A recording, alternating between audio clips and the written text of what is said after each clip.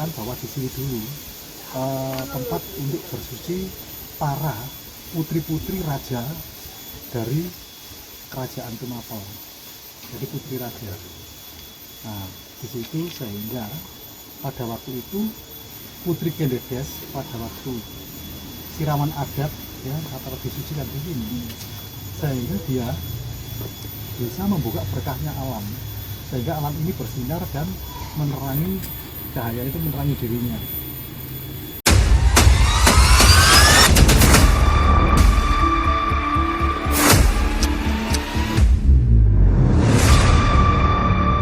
Assalamualaikum warahmatullahi wabarakatuh.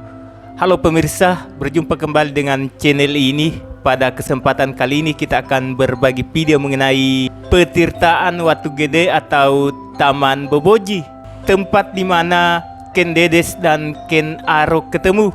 Penasaran dengan kisah selengkapnya? Silakan disimak video ini sampai habis. Sebelum lanjut, kami ingatkan kembali untuk berlangganan di channel ini dengan cara mengklik tombol subscribe di video ini agar kami semangat dalam membuat konten-konten berikutnya.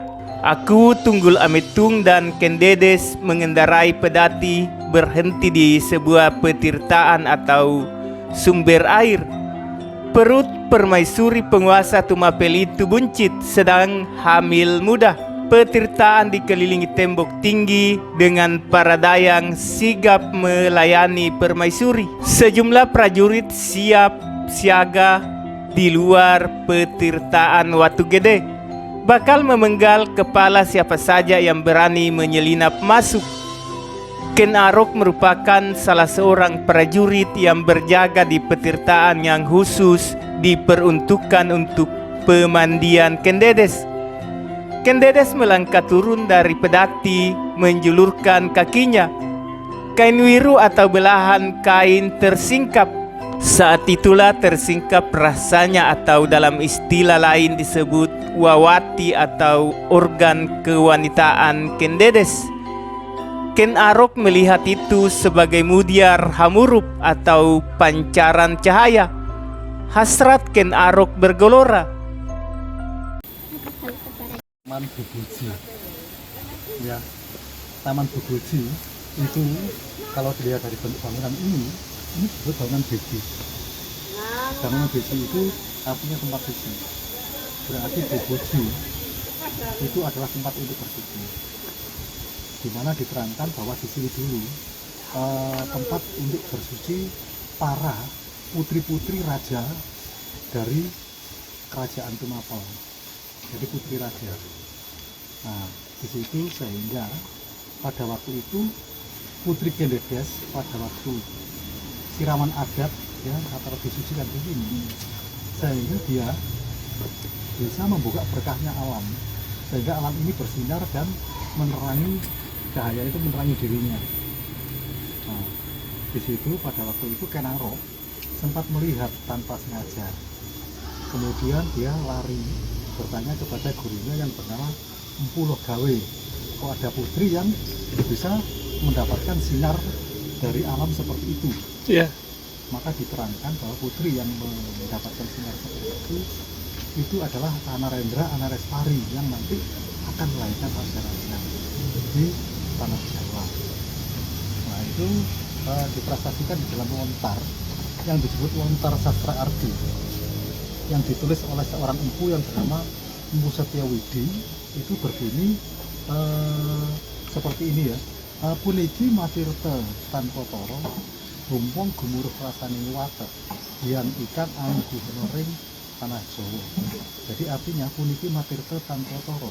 Di sini adalah air suci yang memiliki kekuatan tidak ada bandingannya. Gumpong gumuruh rasane wate, hum itu adalah doa. Jadi siapa saja yang mau berdoa dan menyatu dengan sifat alam air yang ada di sini, yang ikan anggono ring tanah Jawa, yang itu adalah yang maha kuasa akan memberikan kekuasaan di tanah Jawa. Maka disitulah di sini itu dulu Putri Dedes disucikan dan mendapatkan cahaya itu yang disebut cahaya Kundalini. Kundalini namanya ya? Iya. Nah, disitulah sehingga sampai sekarang diyakini bahwa Putri Kedes ini adalah yang menurunkan raja-raja di Nusantara, Iya. Tanah Jawa. Nah, itu masa kejayaan Tumapel. Kerajaan Tumapel ini dipimpin oleh seorang raja yang bernama Sri Maharaja Jayamarta. Dan Tumapel itu sendiri berasal kata dari tumempel, yang mana kerajaan ini dikelilingi gunung yang saling menempel, ditapeli gunung, Ya. mulai Arjuna, Pandeman ya, Wilis, Turut, Semeru sampai Bromo ya, itu melingkar. Jadi disinilah kerajaan ini dikelilingi gunung dan di bawah gunung. Nah, tapi kalau seandainya gunung ini meletus, itu tidak pernah merusak kerajaan ini, karena ada perjanjian antara leluhur kita dengan alam yang disebut Nu Swantoro. Nu hidup, Swan itu adalah perjanjian, Toro itu adalah kekuatan yang tidak ada bandingannya. Jadi ada kekuatan besar perjanjian hidup antara leluhur kita dan alam. Itu wujudnya itu adalah budaya, tradisi, adat.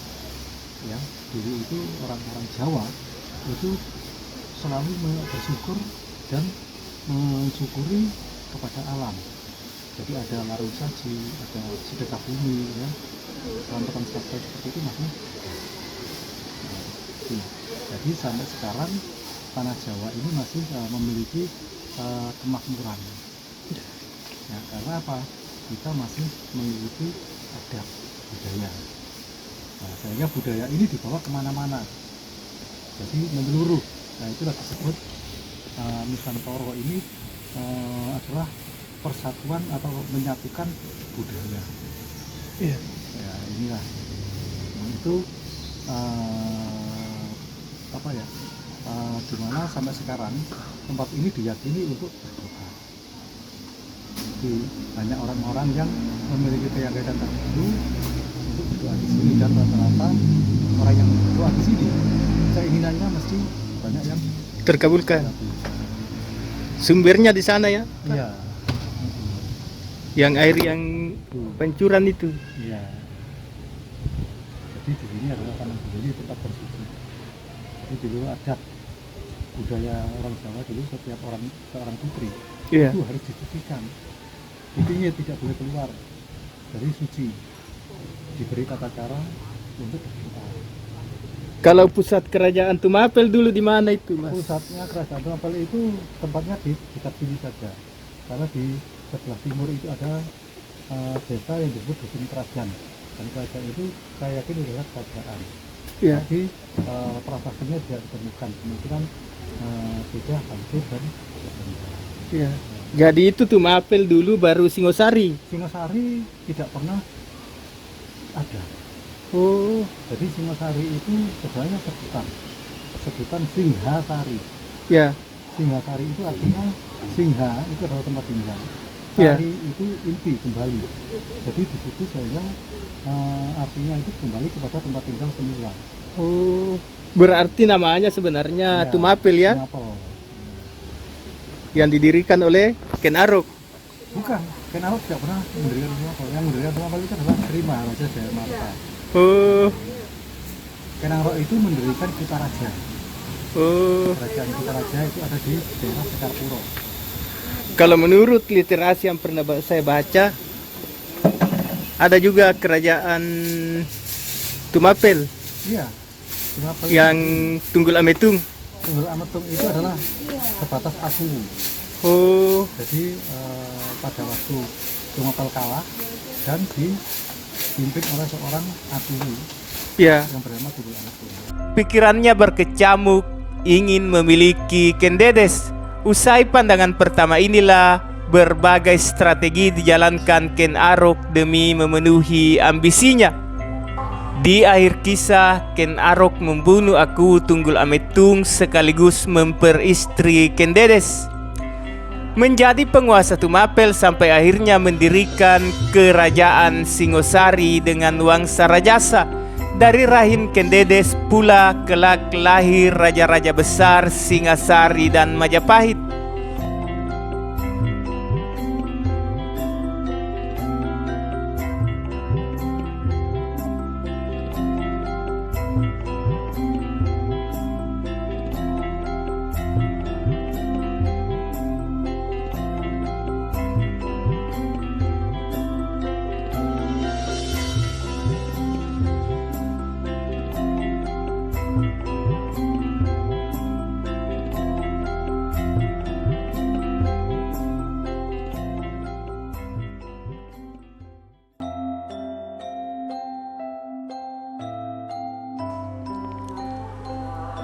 Lokasi petirtaan tempat kali pertama Ken Arok dan Ken Dedes bertemu itu sendiri diyakini sebagai petirtaan Watu Gede.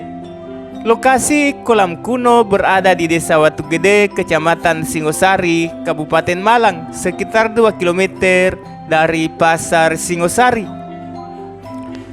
Petirtaan Watu Gede pada masa lampau dalam kitab para raton disebut petirtaan Boboji dan dipercaya sebagai Taman Sari Ken Dedes. Ini petirtaan khusus untuk mandi Ken Dedes, ditemani dayang. Di petirtaan ini pula kali pertama terjadi perjumpaan Ken Arok dan Ken Dedes. Petirtaan Watu Gede merupakan salah satu situs penting. Dulu di petirtaan ini ada 16 jaladwara atau arca berbentuk patung perempuan berderet di tepian kolam.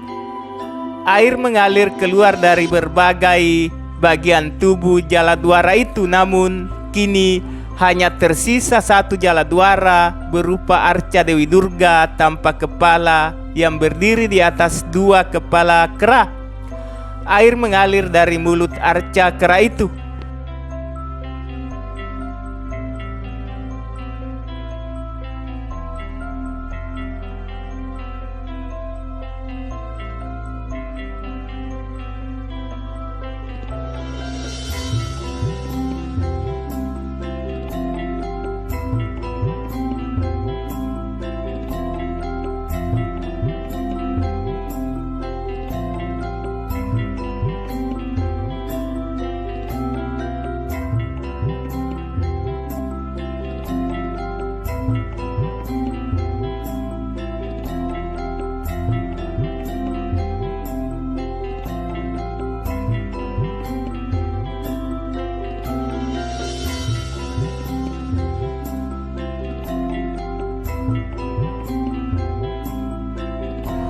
Air di petirtaan Watu Gede berasal dari sumber air yang ada di bawah pohon besar di salah satu sudut petirtaan itu.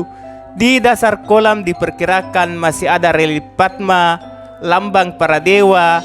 Sayang situs penting ini kondisinya kurang terawat. Lokasi kolam kuno ini ditemukan oleh seorang arkeolog pemerintah Hindia Belanda pada tahun 1925. Saat itu deretan jaladwara masih berdiri utuh. Meskipun demikian, Taman Boboji atau Taman Sari Ken Dedes ini masih menyisakan bekas keindahan. Di tepi kolam terdapat beberapa patung kecil yang jadi hiasan sampai batu gores. Pada masa itu, batu gores untuk mengasah pedang para prajurit yang digunakan untuk memancung kepala lelaki yang nekat menyusup ke dalam pemandian. Petirtaan Watu Gede ini diyakini merupakan pemandian para putri kerajaan termasuk Ken Dedes. Kini pemandian itu kerap dijadikan orang untuk wisata religi. Petirtaan Watu Gede merupakan kolam berisi air yang sumbernya berasal dari bawah pohon lo yang berada di timur kolam. Berdasarkan informasi dari situs Kementerian Pendidikan dan Kebudayaan, petirtaan Watu Gede dibangun pada abad ke-14 Masehi. Namun menurut penuturan juru kunci petirtaan Watu Gede, tempat ini sudah ada sejak masa Tumapel yang kemudian lebih dikenal dengan Kerajaan Singasari. Petirtaan Watu Gede konon digunakan sebagai pemandian Ken Dedes, istri dari penguasa Tumapel bernama Tunggul Ametung. Diberi nama Watu Gede karena situs ini ditemukan di Desa Watu Gede pada tahun 1925 oleh Belanda. Hanya saja pemandian itu sebenarnya merupakan bagian dari taman kerajaan yang disebut Taman Boboji.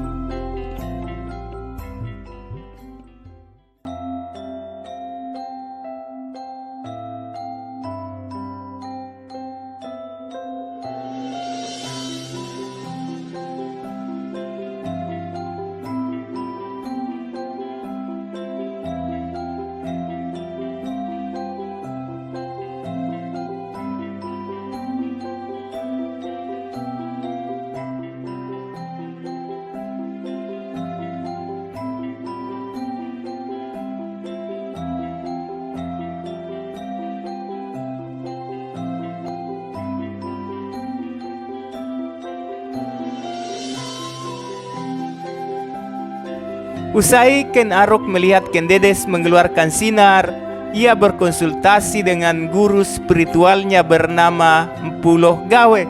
Kata Mpuloh Gawe, Ken Dedes merupakan putri pilihan yang nantinya akan melahirkan raja-raja di Nusantara. Berdasarkan kisah tersebut hingga kini, orang-orang melihat Petirtaan Watu Gede tetap sebagai tempat suci, apalagi air di pemandian ini tak pernah kering meskipun sudah berabad-abad mengalir.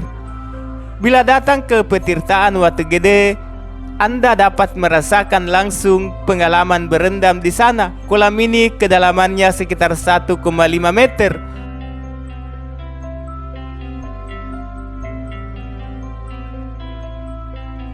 Airnya begitu segar dan bersih karena langsung bersumber dari mata air di bawah pohon lo yang berada di timur kolam. Selain itu, di Petirtaan Watu Gede ini juga terdapat prasasti berupa batu dakon dan batu gores. Batu dakon ini dulunya digunakan untuk menghitung hari, sedangkan batu gores digunakan untuk mengasah pedang. Pada masa kerajaan, setiap orang yang melanggar hukum, kepalanya akan dipenggal menggunakan pedang. Pedang itu terlebih dahulu diasah di batu tersebut.